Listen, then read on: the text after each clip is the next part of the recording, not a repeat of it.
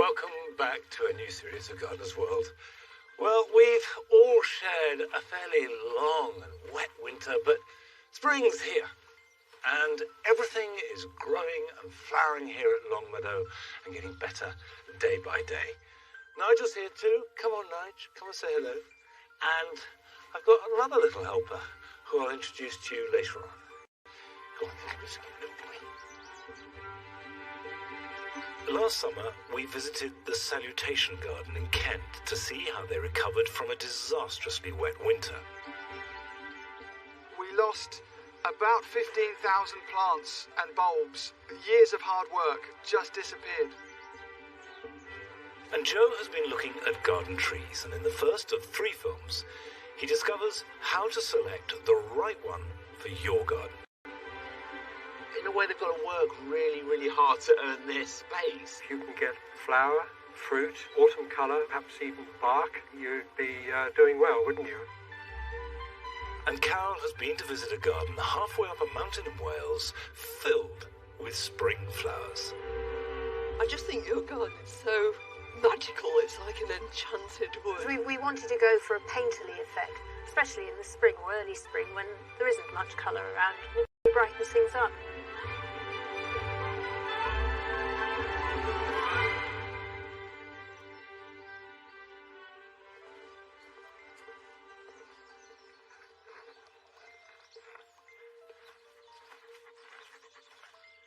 The snowdrops in the spring garden are coming to an end. They were actually at their best about a week ago. Funnily enough, they weren't really unseasonable this year. A lot of stuff was early, but the snowdrops flowered at the end of January and into February as normal. But whatever point they're at, now is the perfect moment to divide and spread them. Snowdrops spread by seed very well, but slowly. So the best way to do it is to lift them and divide them, either when they're flowering or just afterwards. And for example, this clump here is perfect. So just dig up a clump. Be ruthless. I know it's hard because it takes a while to get them to establish, and you feel you're destroying a precious display, but a clump like that is perfect. It's got a good root system, leave some soil on, not least because it stops it drying out, and get ready to move it. I'm going to take this clump too. Actually, if I take this apart here, gently open it out, individual plants are all in there. And you plant out a little group like that. If you're doing this regularly, in about 3 or 4 years, you really start to bulk out. And that's when you get the magnificent display of sheets of snowdrops. All the snowdrops in the spring garden came from a little clump, not much bigger than that, 25 years ago. And they gradually spread, partly by me dividing them and partly by seed. But I want to take these to establish a new colony in the writing garden.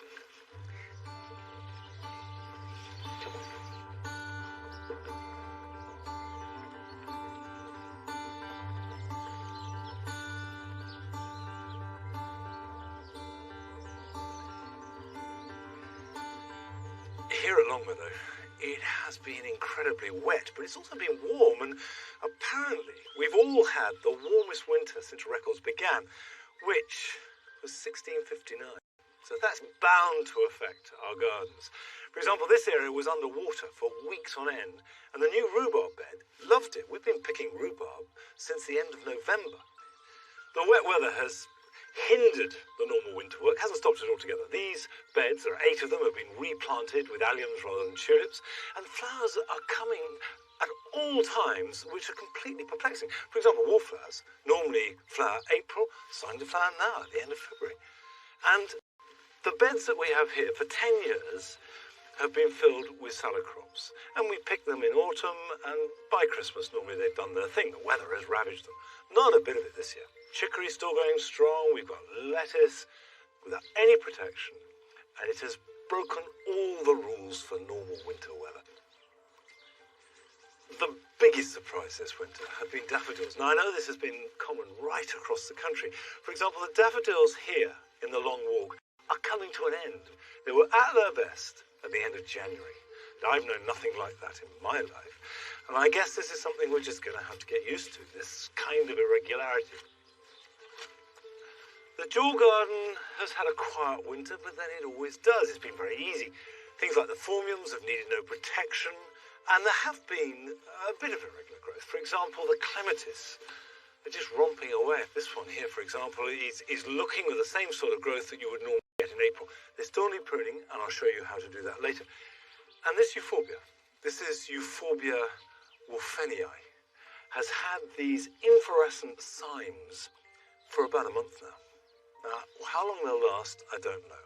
They're lovely, but they're slightly at the wrong time. The whole thing is all a garden in Carmarthenshire in Wales that always has to deal with quite tricky weather conditions. And this year, despite the winter we've had, is looking fantastic.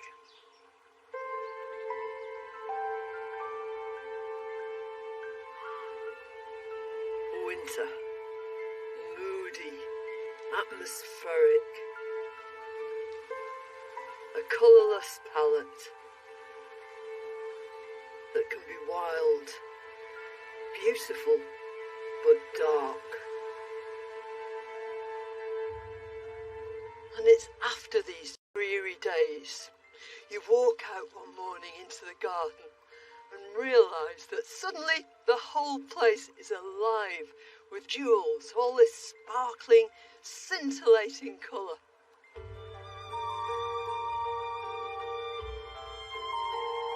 Julian and Fiona Wormold have created a beautiful garden full of early spring colour on an exposed hillside. I just think your garden is so magical, it's like an enchanted wood. Oh, thank you. And I just love the way you use your plants. We tried to get in lots of flowers, particularly insect-friendly flowers. So we started off just trying a few crocus here. Yeah. And I planted the cream beauty, and they did very well. So we thought we'd introduce some other colours. Right. We wanted to go for a painterly effect and Yeah. impressionistic, especially in the spring or early spring when there isn't much colour around, certainly in the landscape, and it really brightens things up. We're 800 feet up. It's pretty chilly. It's And extreme. very high rainfall. Yeah.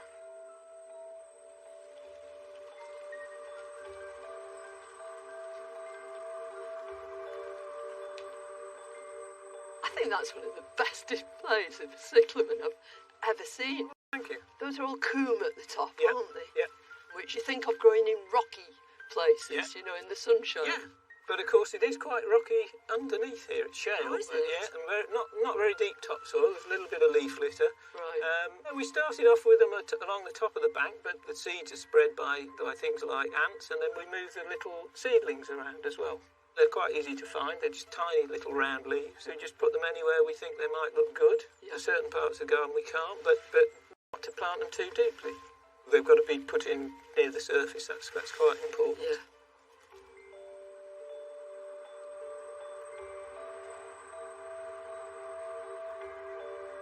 For the greatest part, visibly, there's enough light for the bulbs that are coming Yes, through. and it's tidy. I mean, I actually prefer to see the flowers without the leaves. You see them more clearly. Everything looks completely natural. That's what we've aimed for. We've always wanted a garden that sat well in the landscape and complemented the house.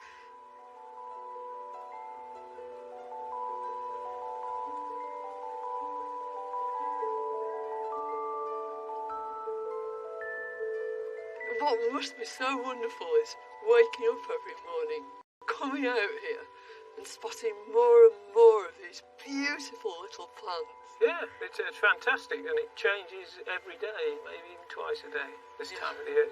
Thanks so much for sharing it with us. It's a true Well, inspiration. thank you very much for coming. It's It's been been a real pleasure. having you. yes.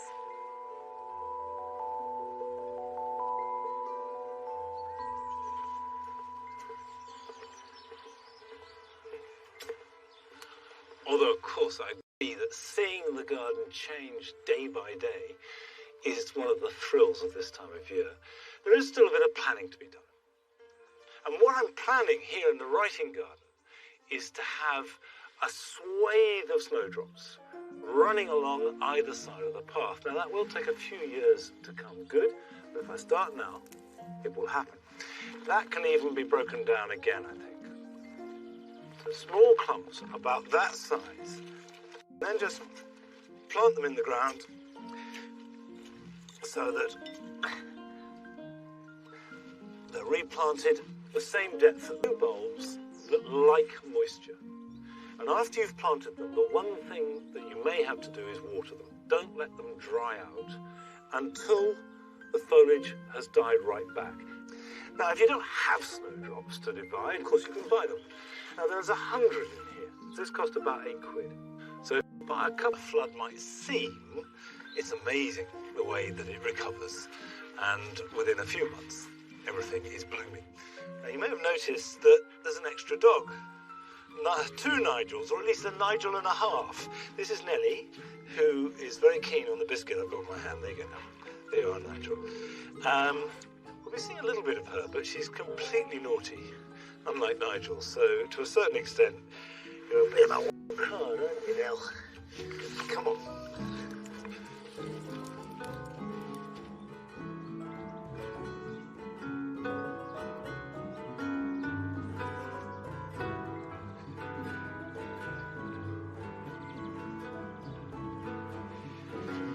This area is the copse. It used to just be grass, and it's just beginning to come into life. The primroses are coming through to their best.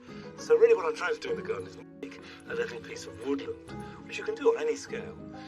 I bought a job load of trees at a tree sale by accident, really. I fell into it, spent much more money than I'd planned, and ended up with a whole batch of trees to plant. Now that was great, because it gave me structure, but of course, all these trees were small enough to carry in one hand and fit in the boot of a car. And even things like this cherry, this is the wild cherry, or Gean as it's known, started out really small, and it's great to see them grow, to be in a garden long enough to see them develop into full-size trees. Although I would say that the wild cherry is not perhaps the ideal tree if you've got a small garden, because they do have a habit of sucking up all the moisture and all the goodness from the ground. You can see there are hardly any primroses. So I'd look for a better tree for smaller gardens. But you will find it. There are lots and lots of trees. And even an oak tree. Be gentle with her. Can work. This is an oak, Quercus robur, and it's a complete mistake to think that you can't plant an enormous oak or beech because you won't live to see it grow. Every stage of its growth, from a tiny little sapling to a monstrous 100 or 300-year-old tree, is fascinating. There is a tree out there for your garden, however big or small it might be. And Joe has been to a tree nursery to have a look at the selection. I believe that every garden should have at least one tree. But the range and variety of these marvellous plants is dazzling. So how do you know which one to pick? This tree nursery in Worcester is one of the largest in the country, and Nick Dunn is on hand to guide me through the choices. Hello, Nick. Good to see you. Hi. So now you know you want some trees in your garden. What are the first considerations to think about? Well, overall space. Where can you allocate a tree to? Most trees that we grow for gardens specifically are small. They're not that vigorous. They can be pruned. There's a tree for every garden. There's a tree for every garden and every space. Can I help? Should we Yes, get a little please. thing Yes, going here? Lovely, thank you, Joe. But what about soil conditions? Most of our trees that we grow specifically for gardens can tolerate a very wide range of soil conditions. Somewhat acid to quite alkaline.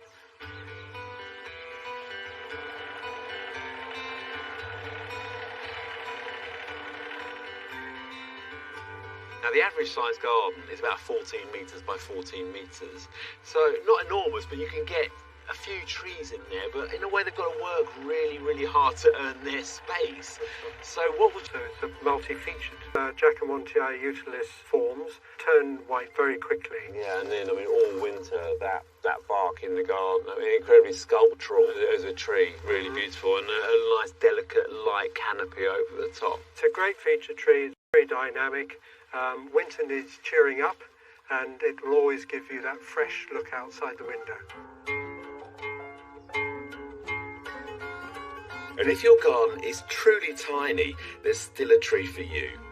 We've got here a patio range of trees of all sorts of ornamentals. Up to Really? about a metre, yeah. But it just shows you the variety of shapes and sizes and growth rates that we've got, provided you look after them. So because in a container, every plant needs to be watered and fed as well, more than in the ground. Exactly. People will often ask, well, do I pot them on? When do I put them into a bigger pot? Yeah. And our suggestion would be every 2 years. If it's growing and extending growth, it's happy. If it's stopped growing, it still may flower and leaf up and so on, but it won't be truly happy. So you've got to encourage a bit of extension growth every year. There's a huge variety of trees to choose from out there. Do a little research, make your choice, get excited about it, and I'm sure your tree will reward you for many years to come.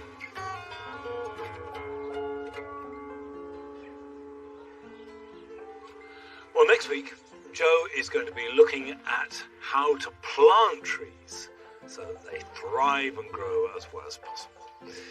Come on, you. Come on.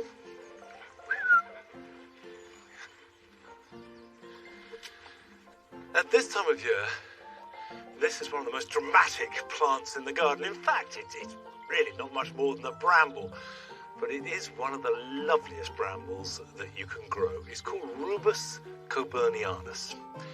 And as well as this beautiful arching form with these plum colours shining through, it's covered with a kind of milky, dusty coating that makes it look ghostly as the light falls and forms these beautiful arching shapes. Now that's the good side of it, and it is lovely.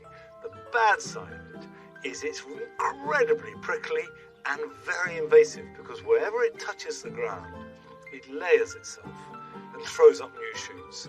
And if you're not careful, it would easily take over. So as the new leaves appear, which will be sort of end of March time, I'm going to cut this right back down to the ground, and then you get new shoots, and in time they'll get too big and they'll have to be cut back. Now, it's not time to cut that yet, but here are some jobs you can do this weekend. Autumn fruiting raspberries should be cut down to the ground now, if you haven't done so already. They produce their fruit on new growth, which will start to appear in the next few weeks.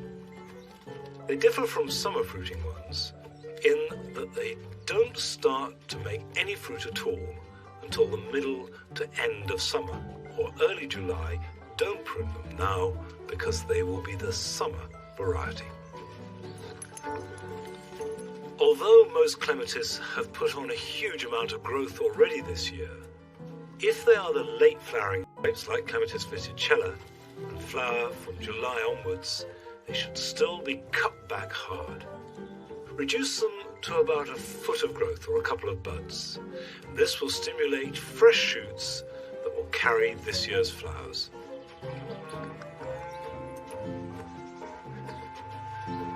It's a good idea to sow chilies as soon as possible if you've got somewhere warm for them to germinate. Fill a seed tray with a peat-free compost and sprinkle the seeds thinly onto it. Cover them over and water them, and put them somewhere warm to germinate, at least 20 degrees. They may take a few weeks to appear, but they do need a nice long time to establish good plants. Come on. Poor Nigel now. Poor Nigel. He's poor boy. Don't bully him. Come on, Nige. Right. The light's coming in. It's getting a little bit chilly. That's the end of this week's programme. But don't forget, on Sunday it's Mothering Sunday. I remember when I was young, I used to go and pick primroses for my mother, because I always associate primroses with this time of year. And the days are getting longer, and the weather will get warmer. And I'll see you back here next week. Till then, bye-bye. Come on, Nellie, you naughty girl. Come on, come on. Come on now.